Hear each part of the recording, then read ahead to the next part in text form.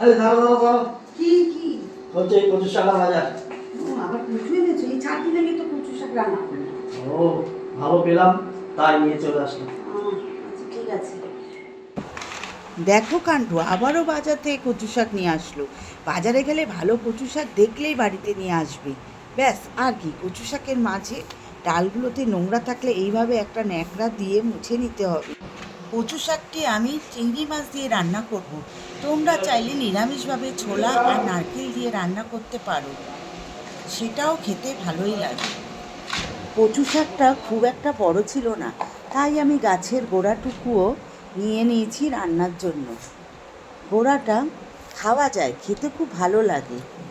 সমস্ত কচু শাক কাটা হয়ে গেলে আমি এখানে 3 থেকে 4 বার ভালো করে ধুয়ে সেদ্ধ করার জন্য সমস্ত কচু শাক কড়াইয়ে দিয়ে একটু লবণ ছিটিয়ে একটি ঢাকনা দিয়ে ঢেকে দিলাম।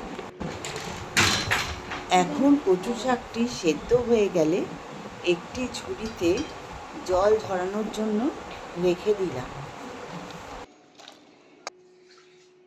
এইবার আমি একটি কড়াইয়ে কিছুটা তেল দিয়ে দিলাম। তেল গরম হয়ে গেলে প্রথমে আমি কড়াইয়ে আগে থেকে লবণ ও হলুদ মাখিয়ে রাখা সমস্ত চিংড়ি মাছগুলি দিয়ে দিলাম।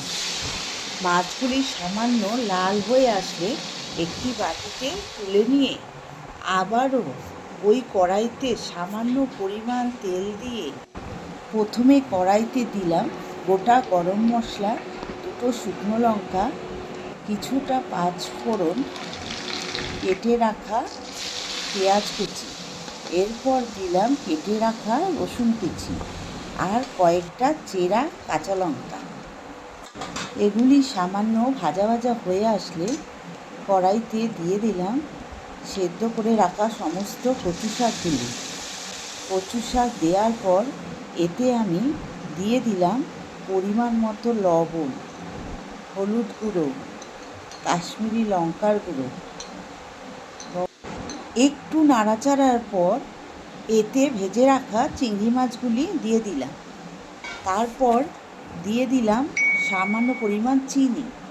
এরপর এটিকে 5 থেকে 7 মিনিট নাড়ানোর পর কচু শাক যখন গা মাখো মাখো হয়ে আসবে তখন এটিকে একটি প্লেটে তুলে নেব। এইভাবে একবার বানিয়ে খাবে, খেতে খুব দুর্দান্ত হয়েছিল।